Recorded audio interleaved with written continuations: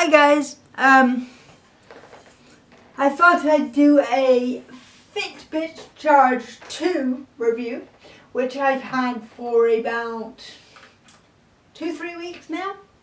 And I thought I would do a review because when I was looking into buying one for myself, there wasn't an awful lot of information about how or whether they work for a wheelchair user.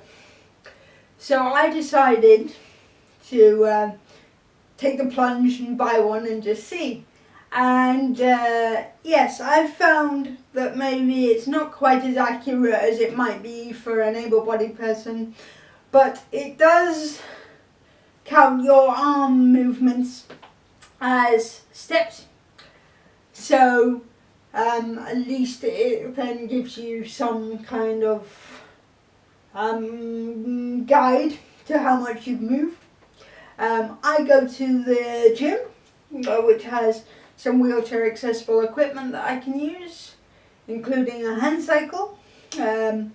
Unfortunately, it doesn't give you the correct distance for the hand cycle because there's no mode for an exercise bike, and because biking works on GPS, because you're not moving anywhere, it doesn't give you distance. There is also a run, which I haven't tried because I haven't been out in my wheelchair yet. I tend to exercise indoors at the moment. And there is spinning, which is an interesting one, which doesn't give you any distance, but will still gives you calories burned or estimated calories burned, and for example. So I tend to use, there's a setting for treadmill. I tend to do about 12k in half an hour, and or 35 minutes, and that seems to register as about 1.3 miles, which is slightly annoying because I know I've done more than 1.3 miles. But what I do like about it is it has encouraged me to move more. Like if I can see how many steps I've done, or movements, then I think, oh well, I've done better than yesterday, or when I first got it, on an average day when I wasn't doing the gym or pottering around the house, when I first put it on, half a day I did about 346 steps. When I go to the gym, I'm looking at, and that's an hour's workout with weights and a hand cycle and some stretching and toning.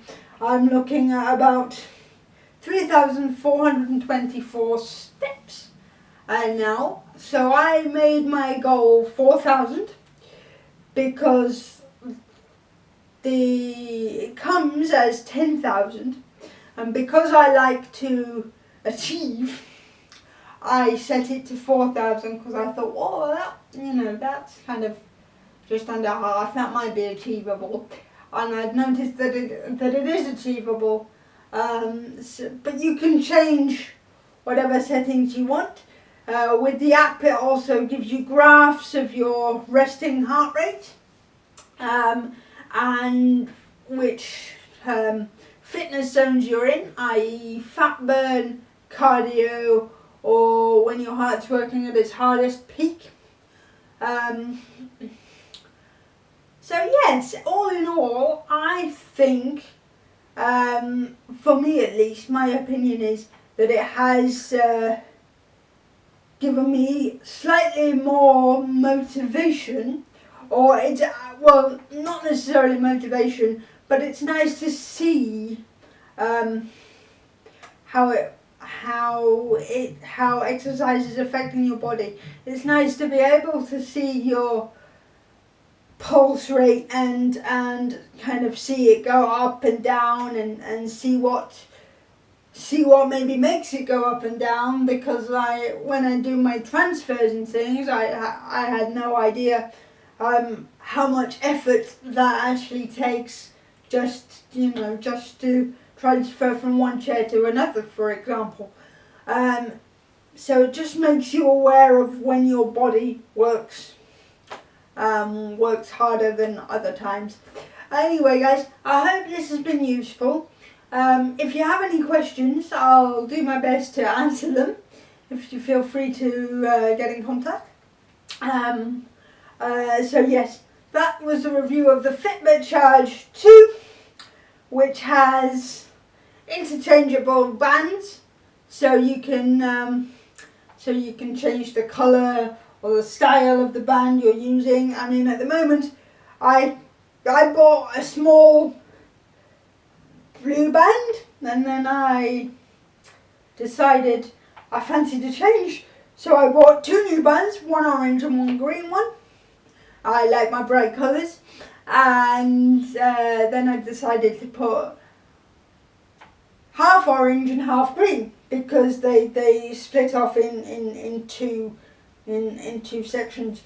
The only thing I would say about that is I had to have some assistance to do that, because I don't have the dexterity to kind of change the straps. But it is a nice option for you to have, and you can change, like it's like picking your clothes in the morning, for example. Yeah. So I'll stop rambling now, and I will see you again soon. Bye.